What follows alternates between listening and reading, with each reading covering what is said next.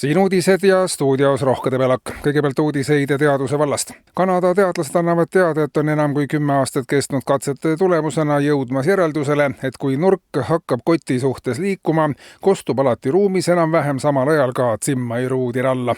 Eestisse. Valitsus kogunes riigisaladuse teemalisele nõupidamisele. Pärast konstruktiivset arutelu otsustati, et riigil on saladusi olnud seni liiga palju ja pärast pikemat vaagimist jäeti sõelale vaid üks riigisaladus. Nimelt on valitsuse sõnul riigile seni jäänud kõige suuremaks saladuseks see, miks paljud riigi kodanikud sellest aru ei saa, et tegelikult tahab valitsus neile ainult head. On tõenäoline, et see jääbki igaveseks saladuseks, märgitakse valitsuse vastava töökomisjoni kokkuvõtvas raportis. Oponentide arvates viitab see viimane aga juba avaliku saladuse kaitsmise seaduse väljatöötamise vajalikkusele. Riigikogu pressiteenistus aga annab teada, et järjest enam suunduvad Riigikogu liikmed tööle välismaale, kus sealsetes riigikogudes makstakse oluliselt kõrgemat töötasu.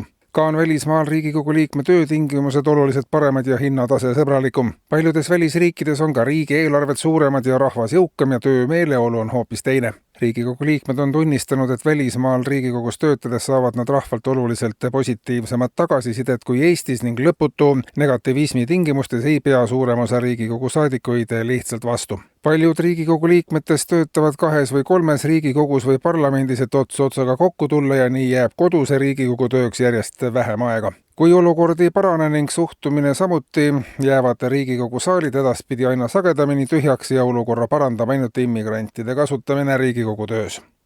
Ja majandusest. Eesti Supermarketite Liit on koostanud ühise tegevuskava lähemaks 5 aastaks ja see näeb ette lisaks praegustele veel 30 kaubanduskeskuse ehitamise üldpinnaga 300 000 hektarit.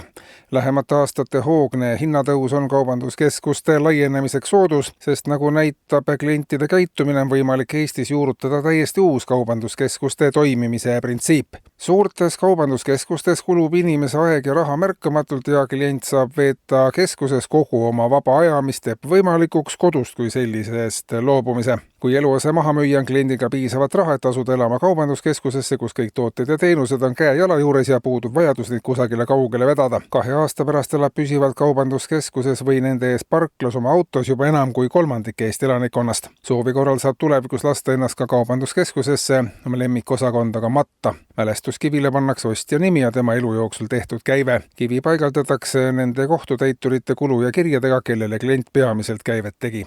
Eetris olid uudised.